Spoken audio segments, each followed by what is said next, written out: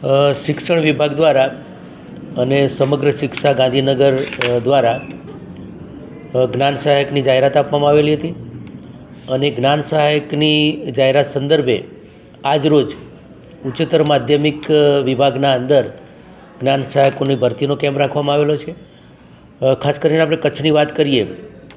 તો કચ્છના અંદર આપણે હમણાં જ માધ્યમિક અને ઉચ્ચતર માધ્યમિકના અંદર સરકારી અને ગ્રાન્ટેડ સ્કૂલોના અંદર જે જાહેરાત પડેલી હતી એ સંદર્ભે 751 કરતાં વધુ શિક્ષકોની ભરતી કરવામાં આવી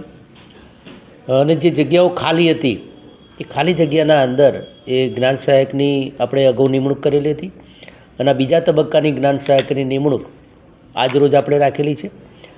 આજે આપણે 78 જેટલા ઉમેદવાર ફાળવેલા હતા, એ પૈકી અત્યાર સુધીના અંદર 32 જેટલા ઉમેદવારો હાજર થયા છે અને હજુ આખા દિવસ સુધી પ્રક્રિયા ચાલશે. આવતીકાલે પણ આપણે 178 જેટલા માધ્યમિકના જ્ઞાન સહાયકોની આપણને યાદી મળેલી છે, એની પણ આપણે નિમણૂક કરીશું અને આ 2 દિવસ દરમિયાન જે જ્ઞાન સહાયક હાજર થશે એનાથી આપણે જે શિક્ષકની ઘટ થોડી ઘણી રહી જતી એ પૂર્ણ થશે અને ફેબ્રુઆરીથી આપણી જે અંતના અંદર જે 10મા 12માની આપણી પરીક્ષા શરૂ થનાર છે એના અંદર જે બાળકો માટે એ ઉજ્જવળ રહેશે. 10મા 12માનું પરિણામ પણ આપણું સારું મળશે અને જે નવા જે જ્ઞાન સહાયક હાજર થશે દરેકને અમે શુભેચ્છા આપીએ છીએ. હા, એટલે ઉમેદવારોના અંદર આપણે એની પ્રથમ વખતની નોકરી હોય એટલે એને ખુશીની લાગણી જોવા મળે છે